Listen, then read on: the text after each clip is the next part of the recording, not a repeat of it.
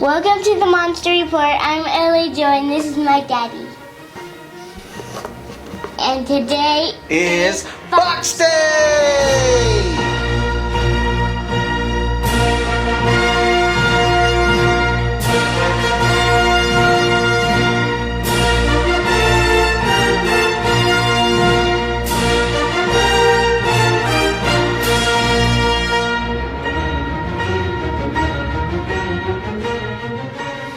All right, Ellie! Good to have you on Box Day again. Are you excited? Yes. We have some Masters of the Universe Classics figures to unbox today. These are from the He-Man movie from 1987. You remember the He-Man movie? It's hard to remember because that was a long time when I... It's been a while since we've watched it together. I used to watch it as a kid all the time. I used to drive my brother crazy, my older brother, because after I'd watched the whole thing on VHS tape, I'd tell him, let's rewind it and watch it again.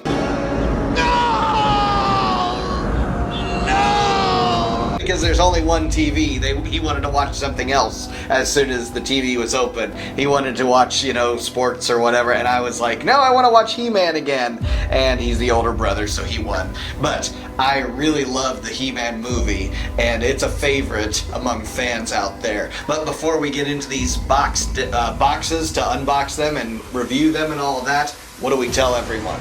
Like, subscribe, and hit the notification bell. That's right. Like, subscribe, comment, all of those great things. Follow us on Facebook, Instagram, and on Twitter. Just search for The Monster Report. And obviously here on YouTube, subscribe to this channel. Support The Monster Report. We've got some cool merch out there, so if you want to get yourself a t-shirt, a mug, a phone case, anything, we've got all kinds of cool merch in the description below, so check out that link and you can support the Monster Report that way. And eventually we'll be coming up with memberships and all kinds of other things of ways that you can support this channel. We're getting close to 100,000 subscribers, so thank you all for supporting what we do here on the Monster Report, all our reviews and everything that we do. That's all out of the way. Let's check out these figures.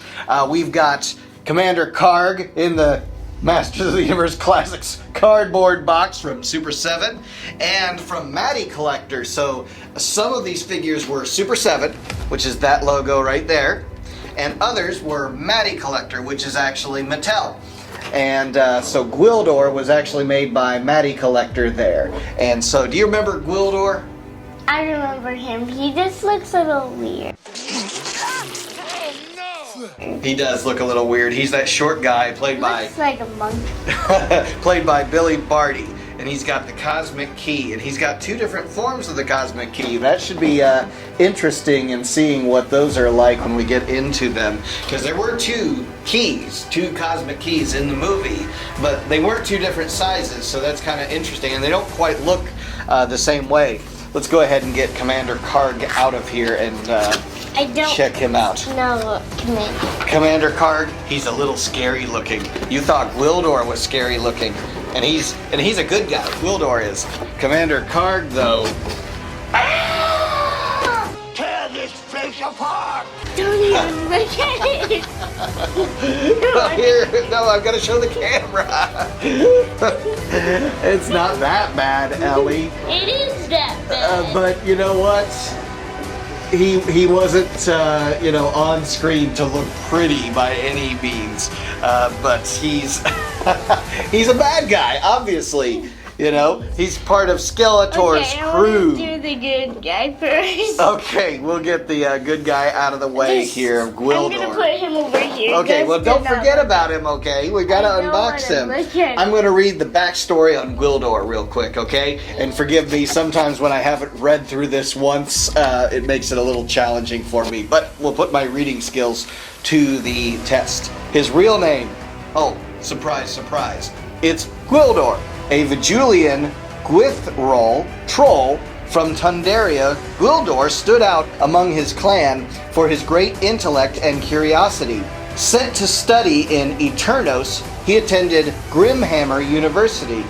Settling in a small village near Pelazia, Gwildor lived a solitary life until he created his greatest invention, the Cosmic Key, a device that could harness universal energy to open portals in space. Combined with the magic of Central Tower, the key could also be used to move through time itself. Hunted for his creation, Gwildor was forced to activate the cosmic key to escape to Earth. Eventually, faking his own death, he traveled forward in time to a period when temporal travel was protected by powerful agents and his life would no longer be in constant danger. So there's a little backstory there on Gwildor. That backstory isn't exactly the same as it was in the Masters of the Universe movie, but still, he actually was in the comic book series too for Masters of the Universe. So they made the comic book series kind of, as a side story to the movie. So we'll get him out of here. Check him out. No, I'll cut him out of here. So anyways, we'll get him out. One of the cool things about Gwildor in the movie, one of the lines he said, and I do remember talking to the director, Gary Goddard, about this, was there was a line that he said, I don't like adventures. Right before, he had to escape before Commander Karg, actually, and all the evil Skeletors, henchmen, got into his house. You know what to do with that. Got into his house and started taking all his stuff and was going to take him too. He said, I don't like adventures. And that was kind of a tribute to Bilbo Baggins from The Hobbit, the Lord of the Rings series. Can I open him since you... I've got to see how he comes out. I don't know if you could just grab onto him there and pull him out of there carefully. I'll show off his staff. Walking staff. And if you remember this in the movie, this was actually really cool. It had all kinds of light up, but didn't do much of anything. So it's kind of that sword and sorcery mixed with technology. So the bottom of it, is a wooden staff and all this technology at the top.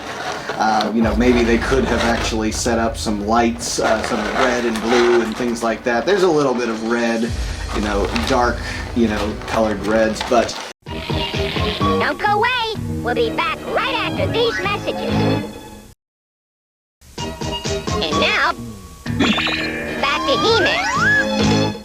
So Billy Barty's design and all of that, the makeup, the outfit, things like that were part of the William Stout design, and that's why Super7 came up with this. Instead of having a tribute necessarily to the movie, it's a tribute to his design. And so this is very cool how things are laid out here.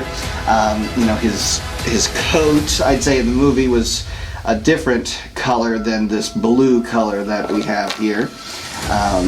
Of course he's got that, hair all around him and his face. I thought that was always, something when he ate the chicken and drank the barbecue sauce. It's getting all in his beard and stuff. I was like, what a mess, what a mess he must be, anytime he has to eat or whatever, he's gonna get all his hair messed up and sticky and things like that. And I think that they did a lot more with the makeup in the movie to make his face more prominent, so it doesn't stick out as much as I guess I would have expected from this. But they got the ears on there, looks really cool. I think, just even his stature compared to I should have brought actually the He-Man figure and the Skeletor, the Dark Despot Skeletor, and the Rebel Leader He-Man that I've got for comparison in size. But I imagine they probably got that scaled down, appropriately. So he's got a cut in his outfit here so that you can actually get a little bit of movement out of the legs. There's not a lot of movement, but just a little bit. And a little bit of movement in the arms, the elbows. A little bit of movement in the head, but with that epic beard that he's got, you're not going to get much more than just a little bit of rock in that ball joint there is. This is very cool to see that the articulation actually is on the different edges of his sleeve, so that you actually get some rotation there in his arm. And but it doesn't lift up much of any because, again, that sleeve, the way it's kind of built, so pretty much his hands can be at his side at rest or out in front so that he can hold his accessories, right? So I'll let you check him out while I show off some of the accessories here. So we've got two versions of the Cosmic Key. These are actually more of the likeliness I remember from the comic, the classic comic series. If you actually check things out there, there's a book that has all of the different comics. Are you looking up his skirt? That is scary. It's almost like his skirt. It's his like gown. It's a robe, right? So This can't fit in any hand. yeah, it can, but that's not the handle. The handle would be down here. Okay, that's the top. Actually, all that technology goes on top. So, but not on the bottom. Flip it around. We'll show that off here in a second. So, two versions of the Cosmic Key. The movie's likeliness is closer to what the Dark Despot Skeletor actually had versus this. As Ellie was pointing out before, I think it was in this one. Which one actually did the rotation? Oh, both of them. Both of them do? Oh, okay, so there's the really sharp points that are on the outside. Sharp in the movie, not so much here. These are just plasticky kind of deals. And so they freely rotate on the outside of the key. Whoa, where'd it go? It disappeared. But yeah, this is close to, you know, what the movie looked like, but these were more of a mirror tone, you know, silver, nickel-plated kind of look to it, and this top was definitely different. These were where they actually played the different tones, you know, to, you know, get them to open up a portal to wherever they were going or whenever they were going. So you've got those in his hands. Obviously, this one does not go in his hands. It's just an accessory that will sit out there. Can I show the camera what it looks like with them in his hands? Yeah, that's cool.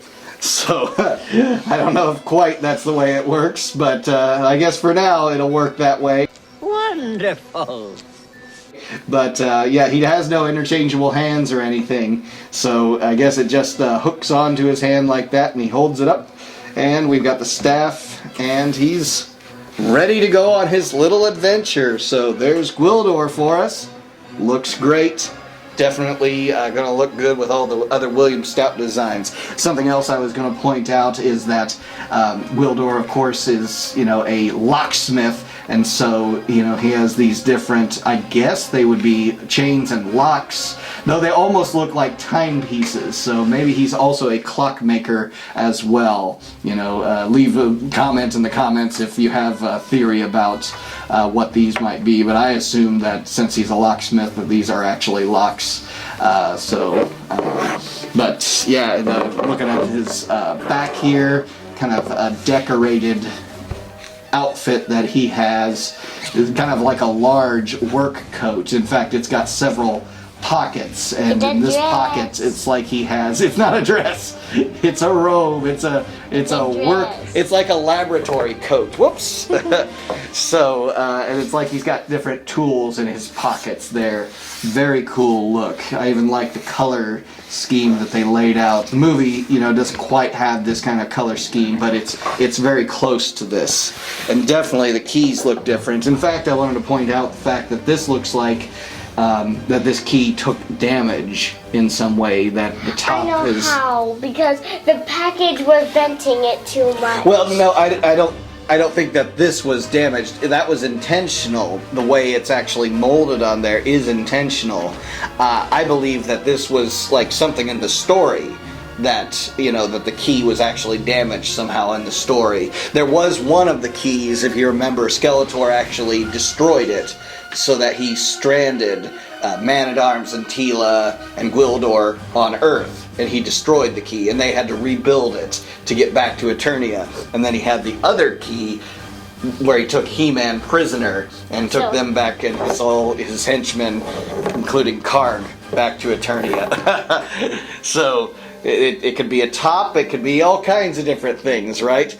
Here, let's set Gwildor out there with, let's see if we can't get his feet in the position His boots look weird. Yeah, he barely has his feet coming out of the bottom of that, right?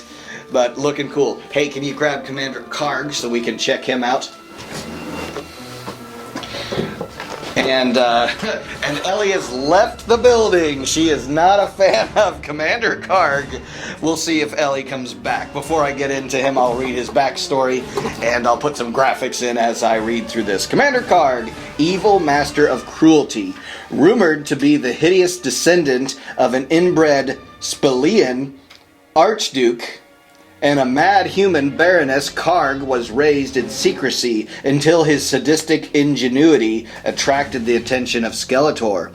Named Grand Inquisitor of Snake Mountain, Karg mercilessly extracted information from captives, sometimes tasked with command of important missions, such as leading a group of evil warriors to Earth in search of the cosmic key. The twisted fiend was finally apprehended by Lieutenant Andra, object of his warped fixations. He was sent to Prison Star and kept in solitary confinement, where the ravages of age and isolation turned his hair white and his skin a ghastly ashen color. Eventually freed from the notorious breakout of the evil warriors, Karg returned to Eternia and, at a resurrected Skeletor's behest, purposely infected scores of unsuspecting Spilians with a long-forgotten contagion called the Horrorcoth Plague. The plague spread among the Spilians, turning their skin blood red and driving them to commit heinous acts of violence until they were saved by the legendary healing powers of She-Ra. Fearful of Skeletor's fury, Karg lied about his defeat and begged for his miserable life. And some of that you actually see in the film, that he's kind of very cowardly kind of villain. He fails often in the commands that he leads to get the key back and follow Skeletor's orders. So that's an interesting backstory for Karg, even, a character that was made for the film. Okay, so the bad guy, Karg. Is bad. Wow. Super7 has a little bit different packaging. There's a gun. Would you like a gun? And he has this dagger. Yeah. There's a knife that I can allow you to have. It's just a little plastic toy. So yeah. Whoa, back up here. We're getting a little too crazy for this toy review, right? So yeah, finally getting him out of the packaging here. Super7's Commander Karg. Very close to that likeliness of the movie. I'd say his armor maybe having a different kind of look to it.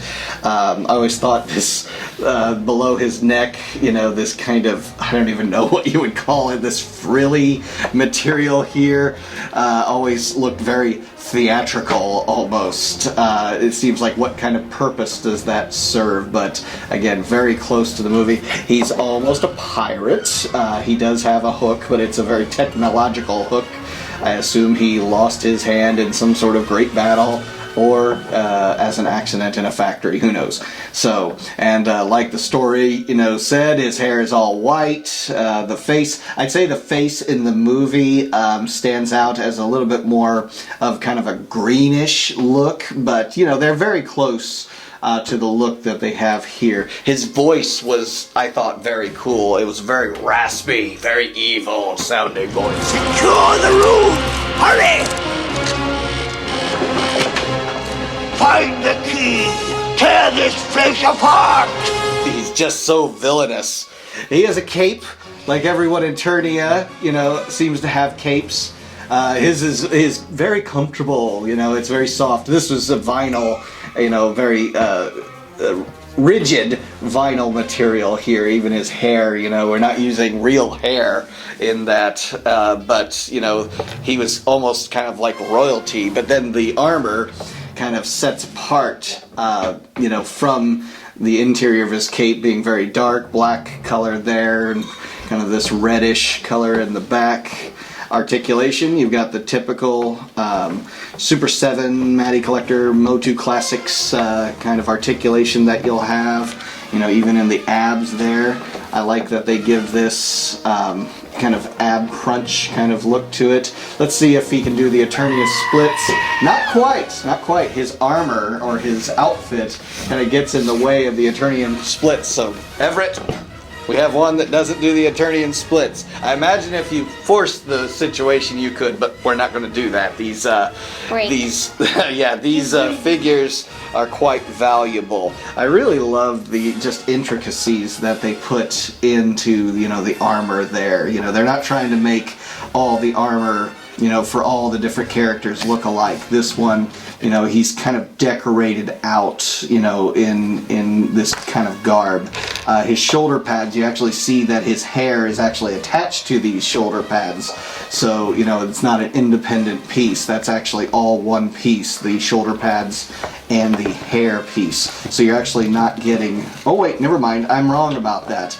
They were so close that I thought they were one piece, but the shoulder pads are separate from the hair, because you do get some articulation in the movements. I think the face detail is incredible. The wrinkles in his face, just how imposing he looks with his mouth open like that, and even getting the teeth, his eyes being sunken in like that, definitely just screams that he is the bad guy, right? You checking out Gwildor? So, get his accessories out here. I found it. Oh, he found a gun. Okay. So you get a choice because he only has one hand. You're not going to, you know, I don't think this is removable, but I'm not going to. I was going to say maybe he could have, you know, the dagger placed in there. So you get the choice. In his right hand, you can either have his gun or... yeah, and the hook will not hold on to that dagger, so, yeah. But you can either have his gun, or you can have the dagger in his hand. It'd be nice if maybe they put a holster, actually, on him, kind of like Rebel Leader He-Man, so he can have the gun in somewhat of a holster. And this is even cool, he's kind of got these, you know, little tools, or weapons, if you will, attached to his belt, and all kinds of little... intricate pieces of his belt. But yeah, for this, we're gonna have him have the gun out, because that's the way I just want to see. Okay, you're not so scared of him anymore, are you? Maybe it could fit. No, I don't think he can hold a gun. How is he gonna pull a trigger with, you know, the hook, unless the hook is articulated, right? It's not gonna work. So, anyway, show off that dagger real quick. Blue-handled gold dagger. They definitely get the color when they come up with these designs. When William Stout came up with these designs, and they, you know, recreated them here for MOTU Classics here, to get each character having a color that makes them stand apart from the other characters. Sarad had an interesting color scheme to him. Blade, between God Skeletor and the Dark Despot Skeletor, you know, a lot of cool looks to him there. So, what do we think of Karg? Enough said, right? What do we think of Gwildor, though? I think he's better. You like him better. Of these two, your choice is Gwildor, right? Not a fan of the bad guy Karg. He's just a little ugly, right? I'll say this. I don't know why, but I am reminded of a little toy that I used to own when I was really little. And I'm not sure if it was in a Happy Meal or whatever, but it was E.T. You remember E.T., the extraterrestrial, the little alien? No. E.T. phone home, Elliot. You remember him? Elliot? He says Elliot, the human that takes care of him, the little boy. I know you've seen E.T. It's probably been a little while, but there was a little E.T. that I had, a toy E.T.